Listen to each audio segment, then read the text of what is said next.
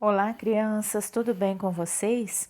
Hoje nós vamos falar um pouquinho sobre pronomes pessoais oblíquos. Vamos aprender sobre o que é isso. Pronomes pessoais oblíquos servem para substituir o nome do objeto. Eu entreguei o dinheiro. O dinheiro é o objeto. Preste atenção como podemos substituir o dinheiro. Nós podemos fazer de uma forma simples, colocando o pronome oblíquo antes do verbo, eu o entreguei, ou de uma forma mais culta, colocando depois do verbo, eu entreguei-o. O verbo, vocês já sabem, é entreguei.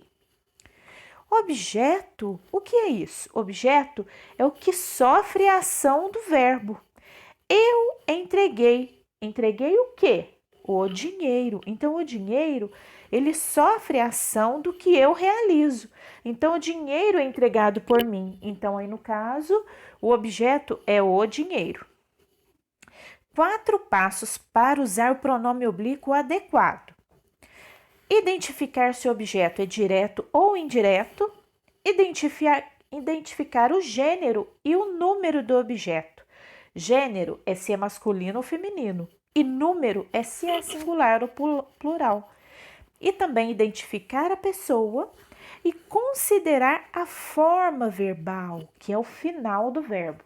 Agora nós vamos falar um pouquinho sobre cada um desses passos. O que é identificar se o objeto é direto ou indireto? Preste bem atenção.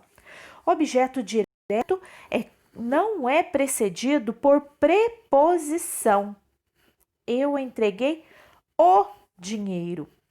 E o objeto indireto, quando ele é precedido por preposição. Eu entreguei o dinheiro para Maria. Então, aí você já pode observar a preposição, tá? Então, o dinheiro tá como objeto direto e objeto indireto para Maria. O segundo passo, identificar o gênero e o número. Vamos ver como se faz. Eu entreguei o carro. Eu o entreguei. Ou então, de uma forma culta, eu entreguei-o. Se for no plural, eu os entreguei. Ou então, eu entreguei-os. Agora, veja um exemplo que está no feminino. Eu compro a casa. Eu a compro ou eu compro-a. E também no feminino, mas que está no plural. Eu as compro ou eu compro-as. Agora, identificar a pessoa. Presta atenção como faremos isso. Aqui vocês podem ver alguns exemplos de pronomes oblíquos. A pessoa, eu, tu, ele, nós, vós, eles. Então, preste atenção em cada exemplo. Eu, me, mim, comigo. Tu, te, ti, contigo. Ele, se, olhar, si e consigo. Nós, nos, conosco. Vós, vos, convosco. Eles, se, os, as, lhes, se, consigo.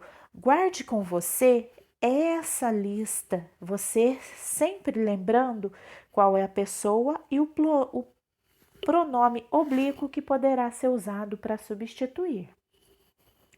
Agora, considerar a forma verbal. Preste atenção no final do verbo. Atenção, é importante você saber identificar o verbo antes. Se você não identificar o verbo, você pode ter um pouco de dificuldade. O final do verbo. Preste atenção no pronome oblíquo depois do verbo. Quando o verbo principal acabar em R, cantar, vender e partir. Quando termina em ar, vou visitar o Paulo. Visitar é o verbo principal. Como que a gente faz essa substituição por um pronome oblíquo? Visitar, você tira o R e acrescenta a-lo. Vou visitá-lo. Quando o verbo principal acaba em R, vou ver a Camila. Então, ver é o verbo principal. É só tirar o R, colocar o E lá. Vou vê-la. Quando o verbo principal termina em R, com o exemplo aí, ir, quero dividir o bolo. Quero dividi-lo. Agora, tem alguns exemplos onde a estrutura ela é pouco usada, tanto na linguagem coloquial quanto na linguagem formal. A linguagem coloquial é a informal, tá? Aquela que a gente usa no nosso dia a dia. Então, tanto na norma culta quanto na coloquial, a gente não costuma muito usar. Nós olhamos o carro. Olha, esse termina em S. O verbo principal, olhamos. Então, como ficaria? Nós olhamo-lo. Outro exemplo de uma estrutura que também é pouco usada. Essa termina com Z, tá? O verbo.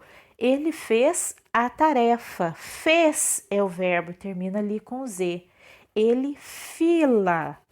É um exemplo pouco usado. Quando o verbo principal termina em M, eles relataram a notícia. O verbo aí é relataram. Eles relataram na. Então, aí é muito simples, é só acrescentar na. Você é capaz de alcançar grandes resultados.